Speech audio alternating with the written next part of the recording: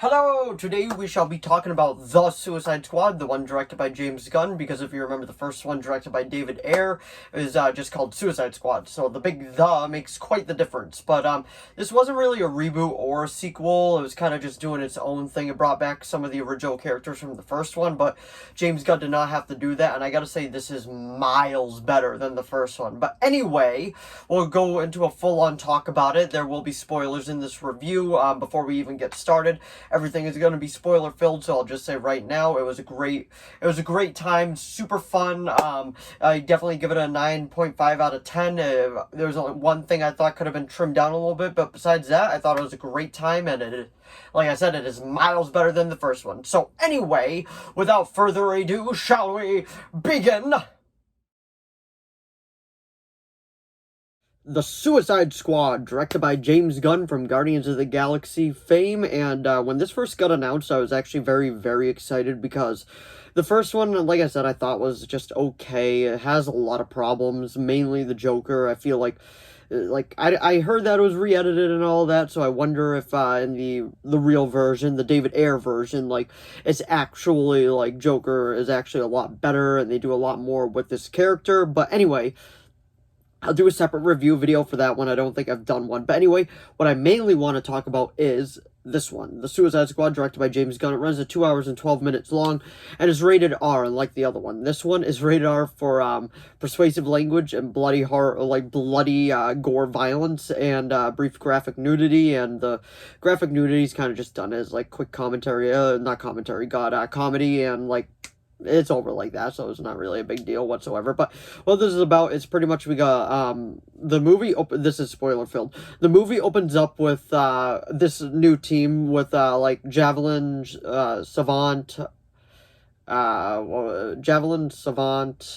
Harley, Rick Flag, Weasel, Blackguard, and Mongal, and it's just like this group of ragtags and all that. It opens up with a Johnny Cash song too, with Savant just like throwing a ball. He's played by Michael Rooker, the same guy of Yondu from Guardians of the Galaxy, and he's pretty much meant out to be this badass and all that. Like, he is something you don't want to mess with. Like, he went up against Batgirl and the Birds of Prey, so like he's ready to attack, and like we get a quick glimpse at him. He kills the bird with his little ball outside in the courtyard, and then we bring back Captain Boomerang was part of it too. We bring back Amanda Waller, played by Viola Davis again, and she does a great job as her. I feel like, in my personal opinion, she's the best version of Amanda Waller that we have, but like, the other ones are good, but like, I feel like she truly gets the essence of Amanda Waller, especially during almost the final scene of the movie. And now, given that it is a James Gunn film, like, this movie is overlaid with music and all that too, and I feel like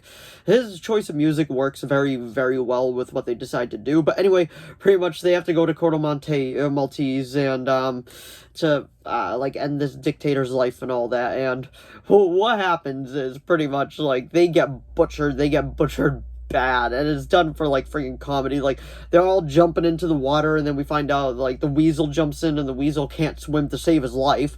Like, he legit drowns and Weasel's dead, and that's the opening death of the movie. And then I was actually surprised that they decided to kill off Captain Boomerang, like, and he didn't stand a chance too. Like, he got like tons of wood in him, and he just looked at Harley and he like smiled like that, and then all of a sudden just the like helicopter came down and he got torn to shreds. Mongal like grabbed out the copter, was like ah, and then just burned to shreds too. And they like Harley and Rick were the only survivors, and then that's brought in the other ragtag team, which is Polka Dot Man, King Shark, Bloodsport, Peacemaker, Ratcatcher 2, and I believe I already said King Shark. And that's pretty much their version of the ragtag team. And then they go up against the threat of Corto Maltese and all that, because they have to end this dictator's life because of Project Starfish, which is just like, it's Starro the Conqueror. Like, of all the movies that we actually get to see Starro the Conqueror, it's actually gonna end up being like friggin' the Suicide Squad. And like, how they end up pulling it off too is a lot of fun. The Thinker's in this. It's not the same Thinker from The Flash, because this Thinker's name, I believe, is Grievous Greaves or something like that. It sounds like a comic book name anyway, but I do believe that's his name in this, and he's played by the guy from Doctor Who. Like, he was one of the doctors. I can't think of his name off the top of my head, but pretty much what Starro does to him is, yeah, he gets like his arm and leg ripped off, and then he goes flying into it, like the wall, and just he's smush. One of the biggest surprises of this movie, in my personal opinion, was actually Rick Flagg's death. I did not see that coming, because there's this big fight between him and Peacemaker, and then Peacemaker like just held the gun to him, and he was like, "I'm sorry, but those secrets cannot get out that the U.S. government was behind Project Starfish. Like, we to keep the peace, I would kill you and everybody else here." And they have this big fight, and then it actually looks like Rick Flag is actually going to win. There's actually a quick part where I actually think that, which I actually thought he actually killed him, because he had his head like this, and then he went flying back, but he actually, like, probably just gave him a concussion. But Peacemaker, like, reaches down on the ground and grabs this, like, piece of, like, glass. It wasn't really glass, but it was just, like, some sort of debris, and shoves it into his heart, and then he gives it an extra shove, and then it actually shows the piece going into his heart, and then he just starts bleeding and all that, and then he's pretty much like, "Peacemaker? What a joke." And then he dies, and that was actually a big surprise to me. He was one of the characters that I thought was safe. I thought him and Harley were, like, definitely safe, and I was actually surprised by that they actually decided to kill him.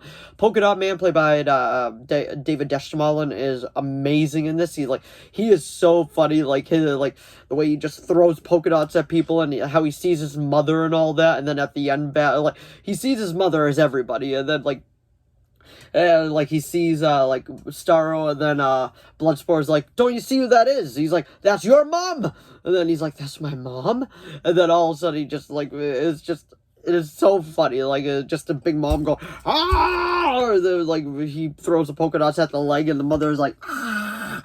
And just a gigantic version, like, it is just a whole lot of fun. And then, like, other part too, Harley Quinn, like, the way that they actually did this, like, she is not a main character, but, like, the story works perfectly with her. Margot Robbie is absolute the definitive version of Harley Quinn in, like, live action. I don't think anybody can top her, but the way that they decide to do it is actually surprising. Like, she wasn't the main focus, and the movie could honestly work the same almost, besides one scene without her, but, like, they decided to still keep her, which I was very glad with. But I was actually very surprised that's what they ended up deciding to do. And honestly, this movie was just, it exceeded my expectations. I expected it to be a lot of fun, because obviously James Gunn was directing it.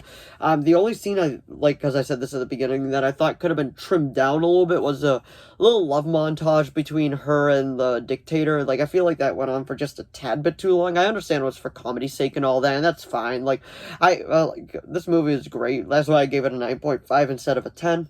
But all in all, this is probably, it might actually be my it's actually my second favorite DCEU movie. My first one is actually Zack Snyder's cut of Justice League, but boy, was this movie a lot of fun. After I saw it in the theaters, the next day I decided to rewatch it off HBO Max, and I'm so glad I did. It's such a fun movie. I know there's so much I'm leaving out in this review. There's so much. I could probably do an in-depth, like, talk about this movie, which I probably will. It's probably going to be about 20 minutes long, but I will probably do a full talk about this. So if you do want to see that, like, a full 20-minute talk about this movie, let me know down in the comments below. But anyway, that was my review of The Suicide Squad. So if you enjoyed this video, please give it a like and a subscribe so I know to keep making more of these. If you have any video requests, please leave them down in the comments below. I'll do my best to reply. If you saw The Suicide Squad, let me know what you think of it down in the comments below as well. And let me know, like I said earlier, if you want me to do, like, that full, like, 20-30 minute in-depth talk about the movie, let me know down in the comments below. But anyway, thanks for watching as always, and I will see all of you in the next video. Bye!